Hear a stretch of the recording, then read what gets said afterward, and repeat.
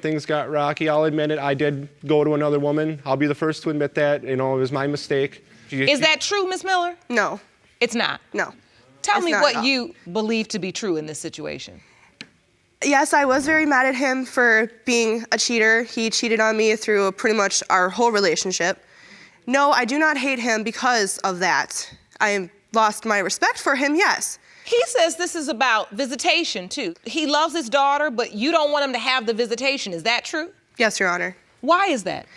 Because I believe that the only reason why he wants the visitation is to claim her on his taxes. That is the furthest thing from the truth.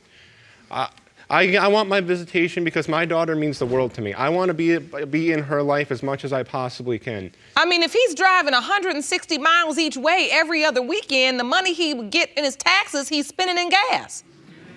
I'm paying my child support. I have my child support payments right here, plus an additional $3 fee, plus an additional $60 annual fee just to pay my child support. You pay $50 a week. Just under $50 a week. Plus that $3 with every check, plus another $60 every year to the state. And that's not very much to get what she needs. Is it enough to buy her clothes so she doesn't have to wear cut-off sweatpants and the same T-shirt every time I pick her up? I do that because I don't want... Is it enough money to buy her underwear so you don't got to keep putting her in diapers at 4 years old? I have underwear for her. And she is not in diapers, she is in pull-ups. She is in training right now. She is having problems. But what he's saying, Ms. Miller, is it's clearly not about money if he's paying his child support. And he also spends money coming to see her. What is this really about for you? Why is it you don't want him involved in this child's life? Because I still believe that he is not hers. Okay, and listen, that's what we're here for. I want to get down to the bottom of the truth. Yeah. You don't believe he's her biological father? Yes, Your Honor. So explain to me why. When she was conceived in March of 2011. He wasn't even in the same state. He was in Vegas.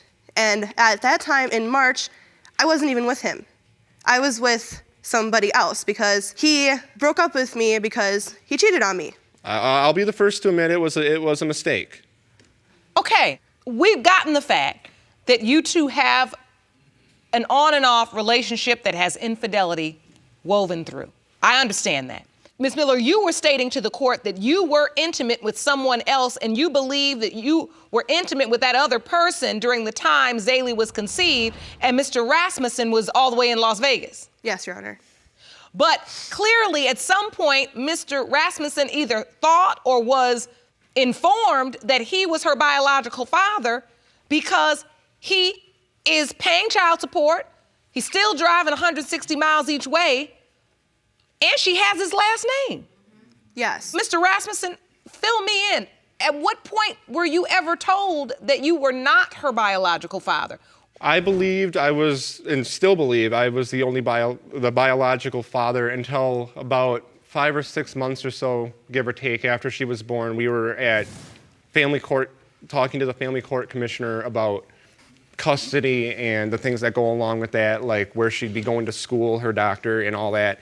And Ms. Miller brings it up that I could possibly not be the father because of another man that was involved, and she gave some date, I can't remember the specifics. One of the people we were talking to with the family court commissioner did the math, and it turns out that would be a 10-month pregnancy, and that don't make sense to me. Because it was so long ago, I was confused about the dates, but now that I went through both of our Facebooks, I went through all of my notes, all of anything that I wrote down, and I figured out that she was conceived in March, and it was a 9-month pregnancy. So, Mr. Rasmussen, up until Zaylee was 5 or 6 months old, you believed you were the only possible biological father. That is correct. We never broke up. There was never any, that I can recall, there was never any split there. The relationship was on and off in a sense, but we never... But by that time she was born, so she already had your name. She already had my name. Did you sign the birth certificate? That is correct. Your name's on the birth certificate. I have that Jerome, right. will you hand me that, please? I have that right here. My name is on that birth certificate. If you want more episodes of Paternity Court, make sure to subscribe and click on the notification bell. So you're on the birth certificate. Yep, I was at. You're at the birth. I was at the birth. I was at every single doctor's appointment. When Zaylee was born, you were at a doctor's appointment. I was at home because I had to work that day. I was at my job as a cashier. I got a phone call and I answered it. They said she was going into labor. I said okay. I hung up the phone. I quickly finished up as fast as I could with that particular customer. I turned off my checkout light. Told the next customer in line that something came up. I either had to go to another line. I went up to my manager, my immediate supervisor, said, hey, I gotta go, my girlfriend's in labor. I went home, quickly changed my clothes, and I drove about 45 miles through a winded, wooded road in Wisconsin in December, mind you, so it was about a foot of snow on the ground. I made it to that hospital in less than 35 minutes. I beat her to the hospital, and I was there from the moment she got there to the moment she was discharged. I called my boss at work and said, hey, I gotta take some days off. I don't care if you fire me or whatever, but I gotta stay here. My daughter's being born. That's a lie. After she was born. That was an amazing story. You say that was a lie? Yes, it is. How do you remember it?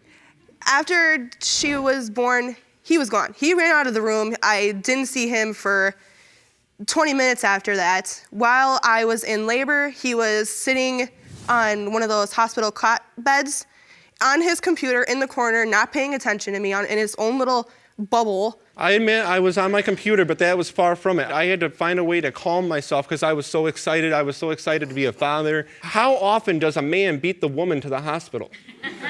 Do you dispute, Ms. Miller, that he was excited about this beautiful little girl being born?